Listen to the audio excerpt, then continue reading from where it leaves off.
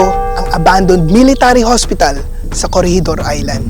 Tinayo ang ospital na to noong 1912 at isa ito sa nawasak sa kasagsagan ng laban ng mga Amerikano kontra sa pananakop ng mga Hapon sa Battle of Corregidor noong World War II. Itong ospital ay nagsilbing pagamutan ng mga Amerikanong sundalo pero karamihan din sa kanila ay binawian ng buhay. At hanggang ngayon, may iba't ibang klaseng pagpaparamdam, pagpapakita at nagpaparinig ng mga kaluluwa ng mga sundalong na mayapa dito, making this one of the most haunted hospitals in the Philippines. Kaya mamayang gabi, iikutin namin to at gagawa ng paranormal investigation para malaman kung ano nga ba talaga ang mga misteryo at kababalaghan ang bumabalot sa ospital na to. This is our Halloween special. Guys, you're in for a treat dahil may kasama tayong paranormal specialist at isang supporter na gusto sumama sa ating adventure.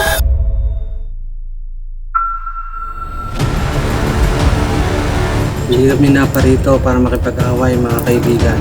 Nandito kami upang mag-explore lamang.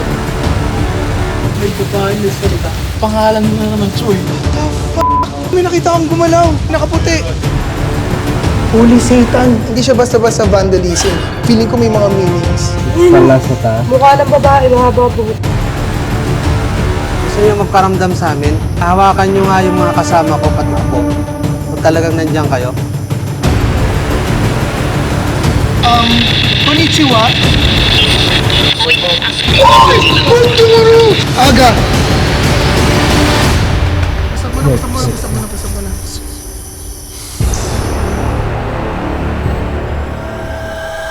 At dahil Halloween special ito ay meron tayong bagong rituals na idadagdag sa ating paranormal investigation na gagawin ng dating assistant ni Ed Kaluwag. Gaano katagal niyo na po ginagawa to, sir? Almost nasa 6 to 7 years na. At before, marami na rin kami naging case na hinawakan ni Sir Ed Kaluwag dati nung kami magkasama pa. Yung maitutulong ko sa team is yung gagawa rin ako ng mga iba pang ritual tulad ng paper ritual na ginagawa ko kung saan maipapakita natin yung image ng mga entity na nagpaparamdam dito sa lugar. Tapos may ginagamit pa ako na divining rod na tinatawag kung saan dinedetect ko yung mga spot kung saan merong mga nagpapakita. Tapos meron rin po akong isang technique, yung pendulum po, kung saan makipag-communicate ako sa mga entity na nandito sa area. Pwede ko silang makausap through pendulum na sasagot sila ng yes or no sa aking mga tanong. It's an honor, sir, na makasama at sana magawa po natin lahat yan. Magiging exciting ata tong gabing to, sir. Yes. Bago kami magsimula ay ginamitan kami ni Kuya Rick ng rituals at protections para sa aming kaligtasan. Nagpahid kami ng langis. Ngayon may protection na kami. Nagpasbas ng holy water.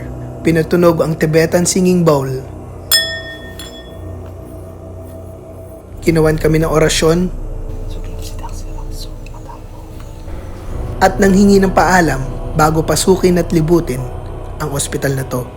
Hindi kami naparito para makipag-away mga kaibigan.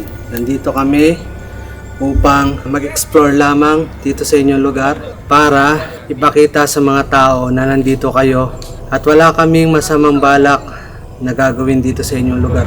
At dahil nga special episode ito, ay may gagawin tayong kakaiba sa pag-explore. So ayun guys, dahil medyo marami tayo ay magka-cut tayo into 2 teams. Isang team pupunta sa first floor, yung kabilang team pupunta sa second floor. At mamaya naman mag-i-interchange tayo. And titingnan natin kung tutugma ba yung mga nararamdaman namin. Kasi ngayon exploring pa lang tayo, pero mamaya ay gagawa na tayo ng paranormal activity. Let's go! Dito ay pumasok na ang unang team na maglilibot sa baba ng gusali.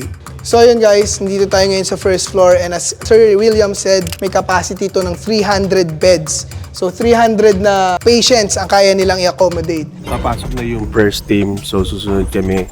Very historical yung lugar. I'm looking forward kung ano pa yung malalaman natin at matutuklasan dito sa lugar na to. Sumunod naman ang Team 2 na lilibutin ay ang pangalawang palapag ng gusali.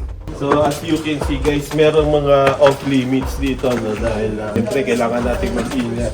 Makikita nyo may mga nahuhulog na bato. Napakalaki ng ospital na to ha. Panigurado dahil sa history, napakadami nangyari dito. At ngayong nasa kanya-kanya na kaming lokasyon, ay oras na para mag-explore.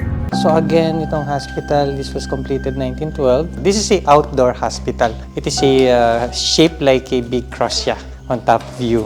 These are the walls ng hospital.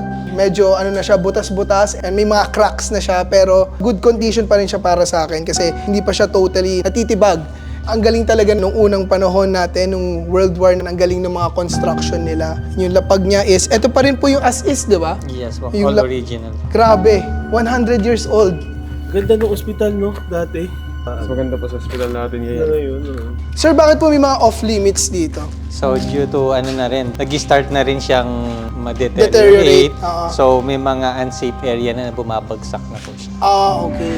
Habang nasa baba kami ay naisipan ni Kuya Rick na gamitin ng divining rod para malaman ang mga posibleng binabahayan ng mga entity sa second floor. I-scan ko po yung lugar. Once po na nag-ex siyang ganyan, ibig sabihin po, possible na may nag-stay na entity o kaluluwa or kung ano mang elemento nasa lugar. At habang nag-i-scan ang Team 2 sa taas, ay nilibot ko sa baba ang ibang kwarto, kusina, pati na rin ang dining room ng ospital at may nakwento si Sir William tungkol sa mga doktor at nurse dito. Nang nagkagyera kasi, lahat ng mga pasyente, nilipat nila doon sa loob ng Malinta Tunnel, kanya nagkaroon sila ng underground hospital.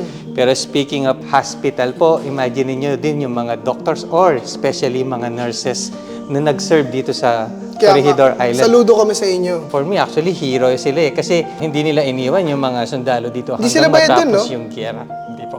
Ang tawag sa kanila, these are the angels of Bataan and Corregidor po. Dahil dun sa dedication nila sa pagtulong sa mga sundalo natin. At makalipas ang ilang minutong paglilibot, ay medyo iba na ang nararamdaman namin. Okay po, dito po sa spot na to. Iiwanan ko po ng isang papel. Gagamitin natin sa paper ritual mamaya para makita natin kung ano yung na-sense dito o ano yung na-detect natin.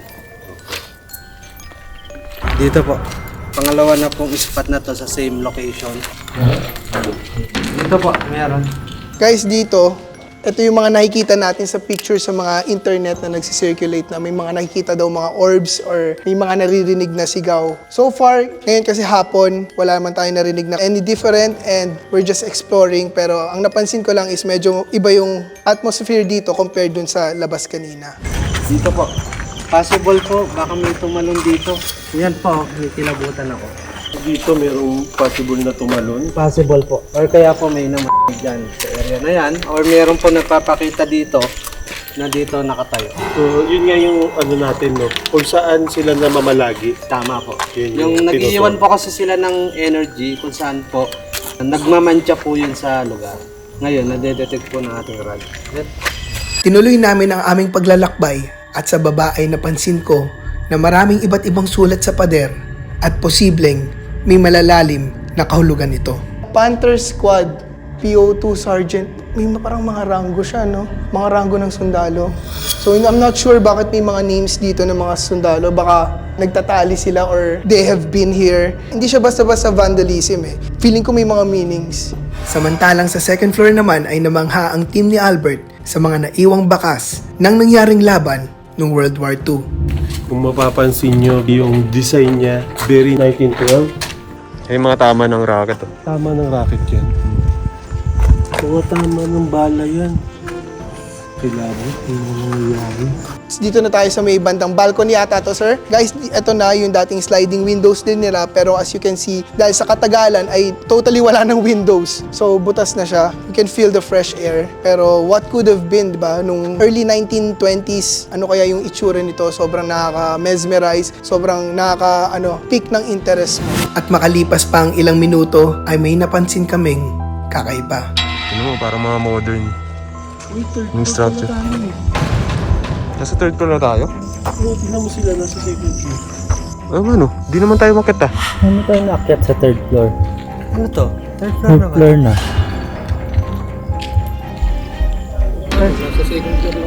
Ito yung mga papel natin. Ayun eh. Take note yung design ng building na to. Pumasok tayo, di ba, nasa ground floor? Pero yung likuran niya, tignan mo. Second floor tayo. So, may ground. So, doon sa harap, parang underground. Pero dito sa likod, nasa second floor tayo. Oh, so parang may magic. Doon, second floor tayo. Pag dito, third floor. Di ba doon po tayo nag-entrance? Oo. Nagulat rin ako. Paano Gulat ka, paano tayo napunta sa third? Sa patuloy na paglilibot ay napansin namin na dumadami na ang sulat sa pader At parang iisa lang ang gustong iparating. I don't know if it's a message or something. Ayan na naman, 11th class. I don't know if they're soldiers or what, pero kasi ranger or scout ranger sila. CPL, Capital, Lion of Bakong Sulu. Oh my gosh. At pagkarating ng aming team sa bandang kanan na gusali ng ospital, ay dito kami pinakakinilabutan. Okay, tumatayo pala ibo. Again guys, same as kanina. I think this is lieutenant eh.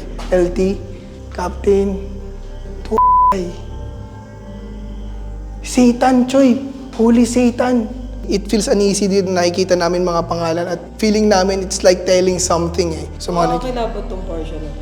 Kasi syempre yung mga yan, sino nagsulat niyan? Oo. Diba? At saka again, hindi siya yung basta-bastang sulat eh. Hindi yung parang I miss you, I love you. Oo, walang ganun. Yung mga napupuntahan natin dati. Ito kakaiba to. Dito pinakaiba pakiramdam ko.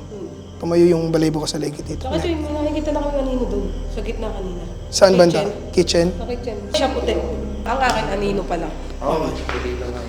Nakakahagip pa lang. Ikaw, kamusta naman? Mabigat dito sa lugar na to. Ramdam ako. Gawa siguro sa nababasa ko. Iba pakiramdam guys pag nandito ka mismo sa lugar kasi parang alam mo yung importance ng history. Kung ano yung meron tayo ngayon, yun yung role ng history. Kung bakit may nangyayari sa atin ganito ngayon. So dapat maging lesson talaga. Nilibot namin ang iba pang mga kwarto at ward at nang matapos ay kinita na namin ng Team 2 at nagpalit ng lokasyon. So guys, dahil umuulan, tayo lang muna aakyat. Kinokoleg na po namin yung papel para malaman natin mamaya kung ano yung mga entity na makikita dito. So ngayon guys, dito naman kami sa baba. Dito ay inikot ko ang mga kwarto, ward at chapel ng second floor. Habang naman sila Kuya Rick ay nag-scan ng divining rod sa first floor. At matapos namin mag-ikot sa buong lugar, ay titingnan namin kung tugma nga ba ang mga nararamdaman namin.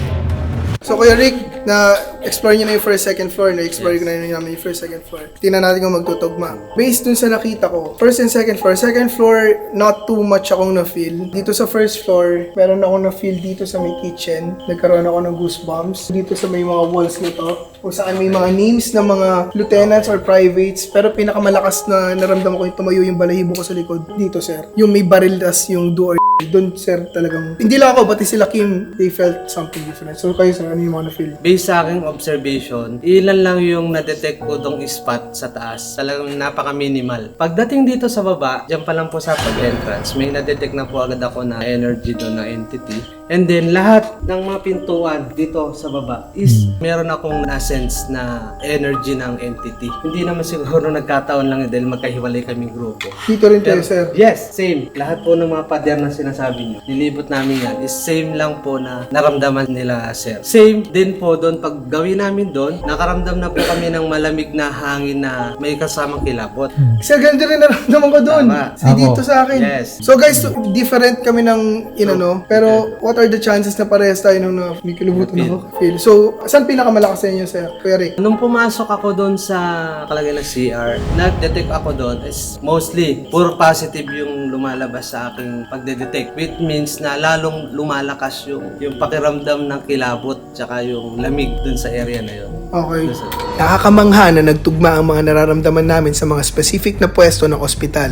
Pero para mas malinawan, ay ginawa na ni Kuya Rick ang paper ritual.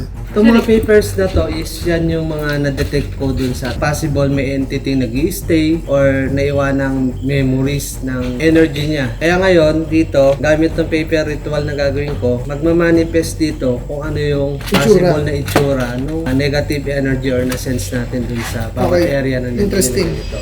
Sinimulan na ni Kuya Rick ang paper ritual at sa mga papel ay marami kaming napansin na posibleng entity. May hugis ng babae. Balingkinitan na babae ito. Possible babae. Tapos ito yung katawan. Ito. Yan, di ba po? Yan, tas katawan. Marami po. Oo, ito yung mata. May parang white lady. Oo. Ito Hindi excited ako. Yan yung nakita ko, Bird. Oo, pares tayo. Babae na nakatalikod. Oo, para siyang waitlist. Oo. May Japanese general. Ang lalaki. Asan? Para siyang general. Ito yung katawan niya. Ito yung ulo niya. Tsaka dami. Tapos ito. May nanay na parang may mga anak. Gagi mo, parang nanay. Ayan o, nanlilisip yung mata. Ito yung last na taas. Mukha ng babae, mahaba po. Bakit parang may bata? Ayan o, baby. May mga bata o. Mga bata po. At marami pang iba. Okay guys, so ngayon, habang naghihintay kaming gumabi, nandito pa rin kami habang nag-paper ritual si Kuya Rick, si Albert tsaka si Jim ay may nakikita na unti-unti kasi palalim na yung gabi. Ano yung nakita mo? Nung nandun tayo, iba kulay. Akala ko tama lang ng ilaw. Tapos lumalapit. As in, tinitigan ko, lumalapit. Para silang nagpapapansin talaga. Papansin, lalapit sila. Dito lalo sa likod. Para na ipaglaro. Oo, dito sa likod may matangkad. Tapos may mga puti, nasilip. Pakalipas ang ilang minuto ay kinilabutan kami sa sunod-sunod na pagpaparamdam na ginawa sa amin. Kinikilabutan na silang dalawa guys. Ayan o. Ba't ba kayo lagi? Ikaw rin Choy, kinikilabutan ka.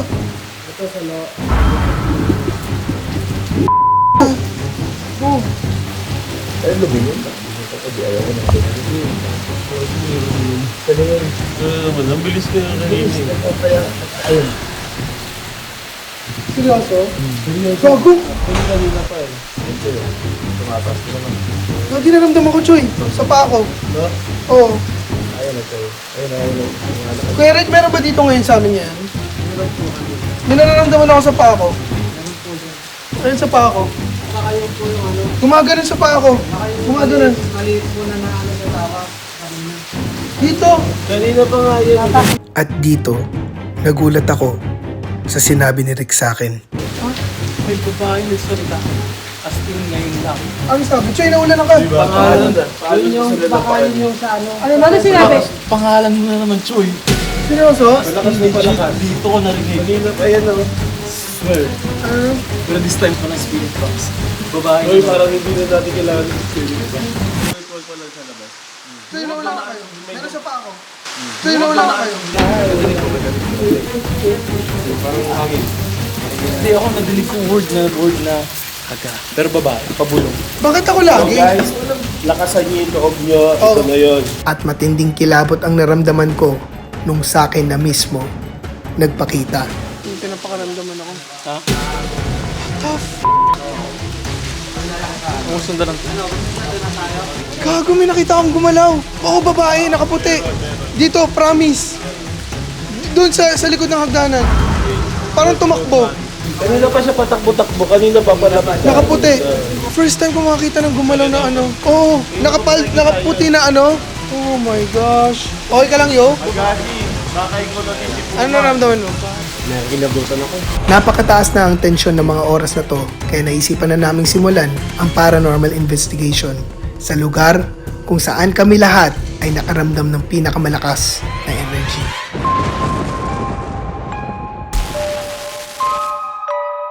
So guys, nandito na tayo sa pwesto. Unti-unti nang lumalakas yung pagpaparamdam. Ako guys, mismo may nakita ako. Si Albert, si Jim, hindi ko lang kung sino pa nakapansin. Dito ay sinetap na namin ang aming mga ghost equipments at gumawa na rin si Kuya Rick ng pabilog na kandila para sa aming protection. So guys, naglagay si Kuya Rick yung paranormal investigator natin ng pabilog na inasinan niya. Magsisimula na kasi tayo ng investigation. Di kami pwede lumabas sa bilog. Hindi pa kami nagsisimula sa aming investigation ay tuloy pa rin ang pagpaparinig at pagpaparamdam sa paligid. May narinig ako. Ako rin. Tumatao. May narinig din ako. May narinig. Oo. Oh. Sa likod, meron sa likod. No? Bumulong na.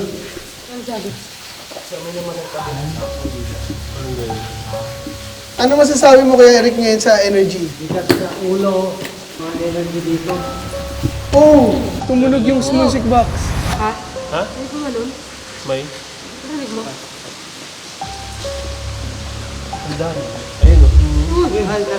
Ayun o. Babae? Babae na? Kanina pa yung babae. Pero sa kabila ng lahat, ay sinimulan na namin ang investigation. First of all, dito po kami with utmost respect. We mean no harm. Andito lang po kami para mag-explore and if ever may pag-communicate po. Ako nga pala si Aga. Ako po si Albert. Ako po si Jim. Ako po si Kim. Ako po si Alden. Ako po si Simon. Tom. Kung meron pong someone or something na malapit sa amin, o again, kung meron pong someone or something yung nasa paligid namin, pwede nyo po pagalawin yung aming REM pod, aming EMF, or yung music box na sa likod namin. Lalapit lang po kayo at magti-trigger na siya. Meron bang entity na pumanaw dito sa hospital na to? Okay, so we recognize your presence. Isa po ba kayong lalaki? Is this a guy? Okay. Is this a girl? Kasi parang may babae din. Is there also a girl?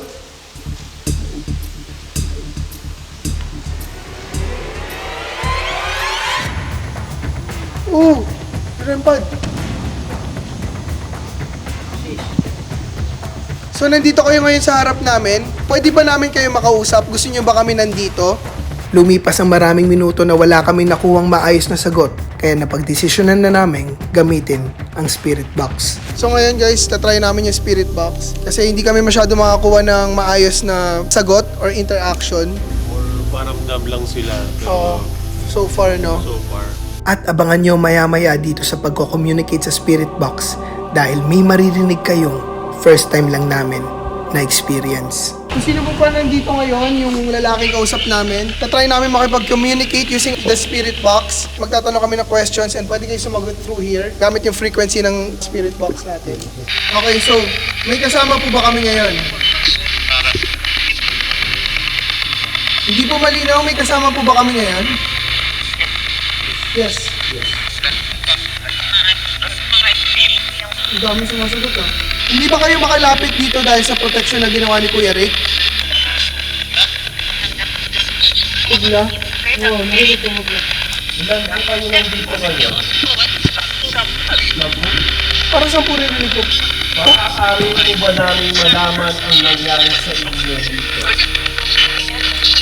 Yung babae sumasagot siya pero hindi kasi malinaw talaga eh.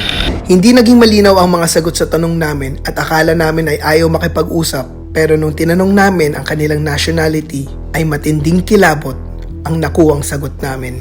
Pakinggan mabuti. Pilipino po ba kayo? Is this an American? Babay? Are you Japanese? Namaste. Japanese guy. Namaste. Namaste, di ba? Namaste.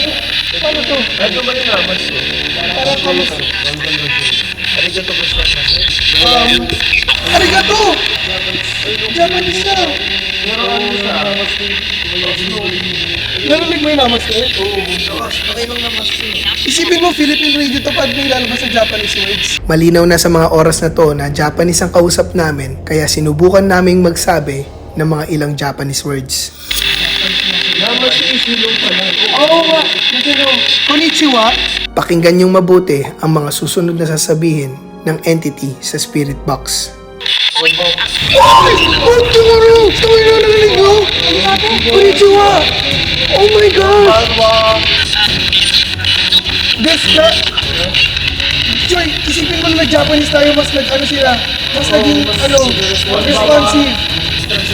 Nagulat ako sa konnichiwa!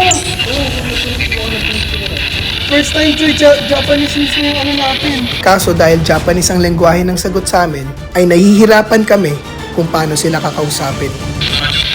Parang Japanese talaga yung ano. So, ngayon guys, ang problema, nagkakaroon kami ng language barrier kasi Japanese yung kausap namin. Narinig nyo, first time sa ating paggagamit ng spirit box, Japanese yung sagot. Oo. Namaste, ilang namaste, tapos yung konnichiwa. Oo. Dito sinubukan ulit namin ang spirit box kung magre-response pa sila at nakakamangha ang mga sagot na nakuha namin. Ang galing! Naano ako dun sa Japanese? Oh! Japanese talaga! Ay! Supirite bokus de hada si kakete kudasai. Namaste!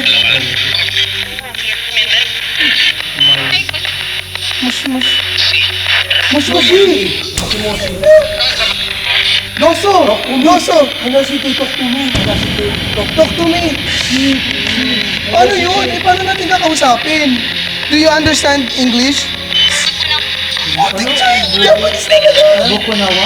Japanese na sagot niya! Tapos babae siya.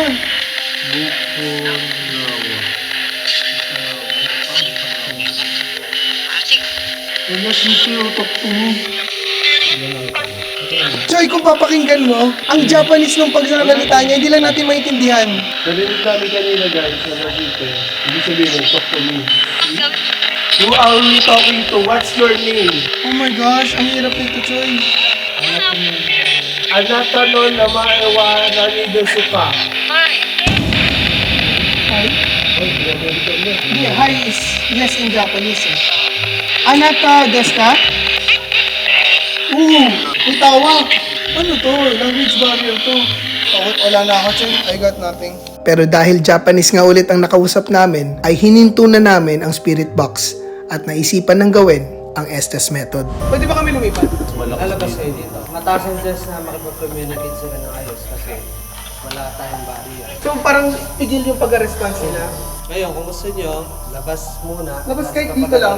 pasok na lang ulit kapag medyo Oo. iba na yung nararamdaman. Okay. Choy, pigilan niyo ako pag sobra na. Pagkalabas pa lang namin ng circle, ay may kakaibang pakiramdam na agad. Bumigat batok mo?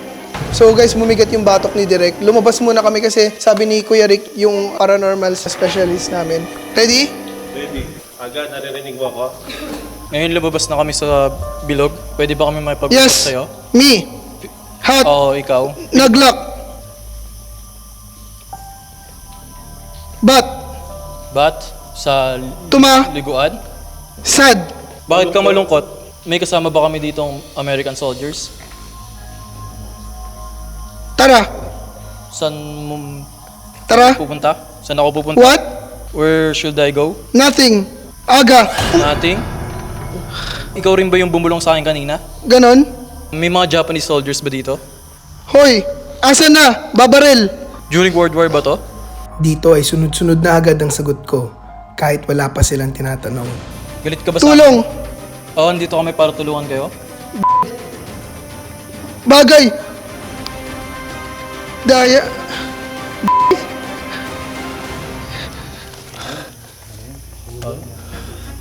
Nakakatakot yung boses, Gagi. Parang robot na ano. Ang sunod-sunod yung sagot mo eh. Tinawag yung pangalan ko. Na naman. Sagot. Nanginginig ako nung huli na eh kasi yung boses niya pa ano na eh, pag ganun na eh. Hindi, pa-di. Ayun oh, parang may umiyak na oh. Kanina, nung nandun sa likod tayo. Nung, meron bang kanina? Nag-observe si Kuya Ricky. Nung ginagawa ko, nanginginig ako. Habang nakipag-communicate ka at sumasagot ka, may nararamdaman ako dun sa likuran mo. Yan, kahit tanong mo kayo. Kay Albert, feeling ko meron eh. Nasa likod ka, Albert. Parang gumanon ka, Bert eh. Padulo ng padulo, bago niyo ako pigilan, nararamdaman ko na nag-iiba na yung boses. Oh, nanginginig ka na kanina. Kaya pinatak. Nagugulat ka sa mga sagot eh. Oh, yung pagkaaga. Hindi, nagulat ako sa pangalan ko, malinaw yung pangalan ko eh. Aga lang din, hindi Agassi. Pero yung sa test is Agassi. Pero yung narinig ko kanina is ulit. Oo. Which is super. Siguro naririnig Parang, niya. oo. Hindi, kanina siguro naririnig niya na yan. Di ba, tinatawag kang aga. Oo. So it means naririnig niya na yun. Oo. Pero wala tayong nakuhang matinong sagot, guys. Isa pa, Si last. Albert, try ni Albert para ano. Sumunod na nag-Estes method ay si Albert dahil siya ang maraming nakikita ng mga oras na to. May kasama ba kami ngayon? Hey, hello. Hi, what's your name? May I know your name?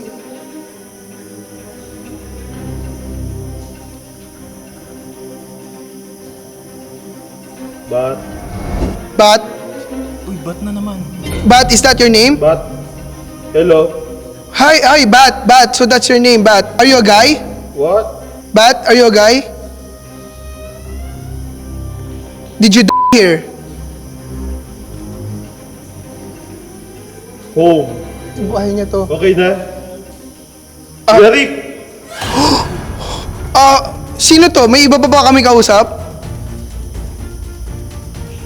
Pilipino ba to? Opo. Damo. Nasa may damuhan ka? Bakit di ka makalapit sa amin? Ikaw magtanong, so ikaw Bibi. tinawag eh. Kuya Rick. Ah, Kuya Rick. Baka ikaw, Kuya Rick. Anong kailangan nyo? Bot. Anong bot? Anong pangalan mo? Makipag-usap ka. Pasap mo na.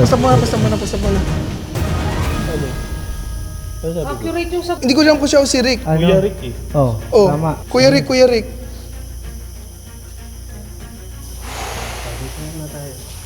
O di ba mas malinaw yung sagot pag nasa labas tayo? Ay, sumigaw ka, Bert eh. Sumigaw ka. Kuya Rick! Choy, sakto yung sagot mo. Naririnig mo yung tanong ko? Sakto yung sagot mo. Home? May bahay? Sumigaw.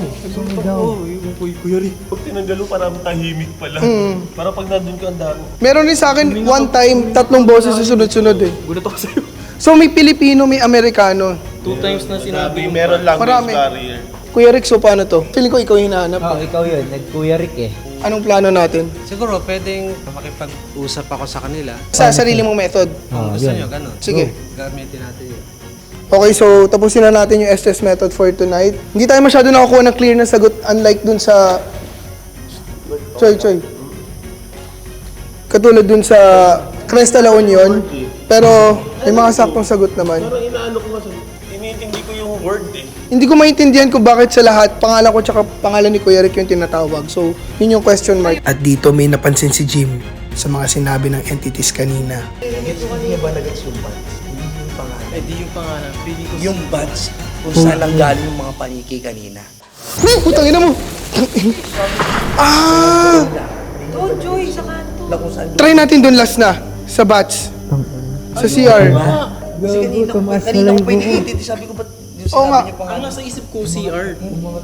Bats, gets mo paniki. Oh, sige, try natin dun last CR na. yun, di ba? Batch, oh. Yung CR doon. Yung dito. Dun sa, Ibig sabihin to, kung saan gumagalaw yung sensor ni Kuya Rick. Batch! Kuya Rick! Si Kuya Rick! Nandoon kanina. Ikaw yun nandun.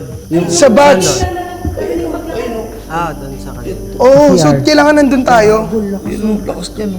Kanina ko pa gusto sabihin yan, sabi ko kasi hindi pangalan yun. Last, try natin dun, Kuya Rick. Precaution lang kasi, baka mamaya trap lang yun sa atin. Ano ba? Ikaw? Pwedeng trap, pinapasulo tayo. Kasi nandun talaga kanina nung naglalakad, di ba Kuya Rick? Kayo, kung go kayo, tata. Ikaw. Hindi, ikaw yun eh. Sa pakiramdam mo. Mas Huwag na natin maganda kausapin doon. dito na lang. Para safe para sa lahat. Pwede gamitin natin yung method. Hindi na lang. May method. Pwede rin. Sige, gamitin mo na lang yung method mo dito, Kuya Rick. Okay. May point yung bats na yun. Oo, ang galing. Di ba kanina Oo. nagpapasa na? Minsan kasi kailangan lang natin i-decode eh. Dahil medyo delikado at posibleng trap lang ang salitang bat, ay tinuloy pa rin namin ang pakikipag-communicate sa kanila. Pero gamit na ang method ni Kuya Rick na divining pendulum.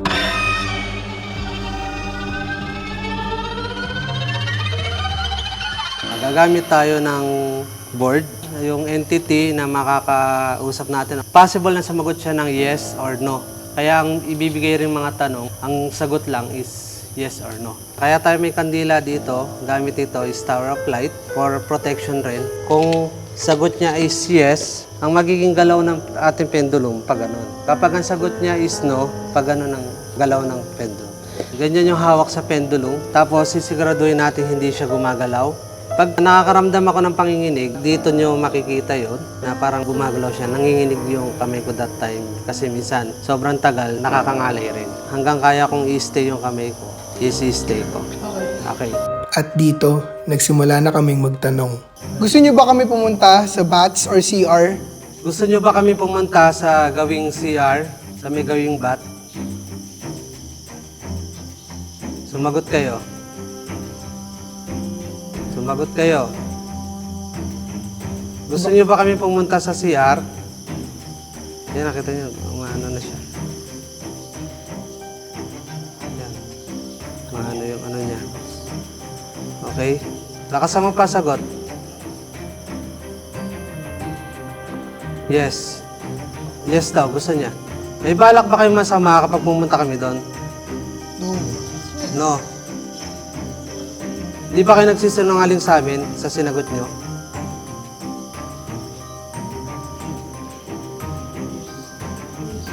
Yes, hindi raw sila Kinikilabutan ako. nasasama rin. Okay. Yan, lakas. Kinikilabutan ako. Umagapang sa akin. Galit pa kayo sa amin sa pagpunta dito?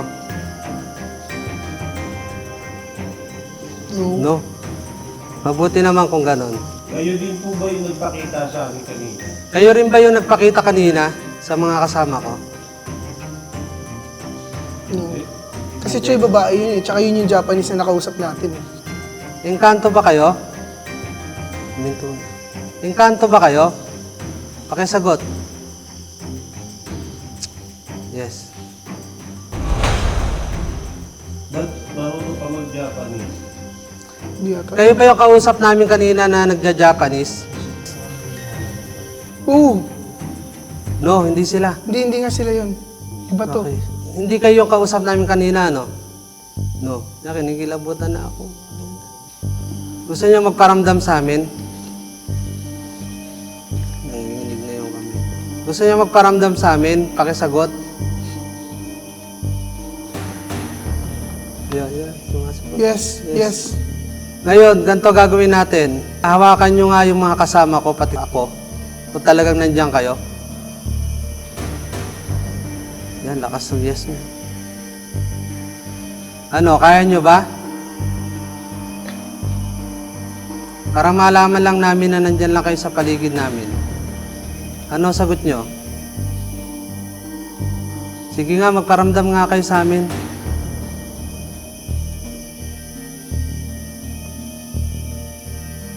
Magparamdam kayo.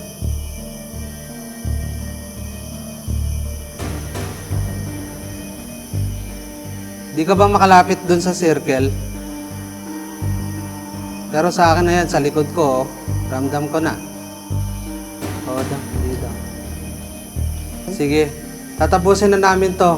Titigilan namin yung pakipag-communicate sa inyo. Sige na, ayan ha, ayan, kilapot ko, ayan.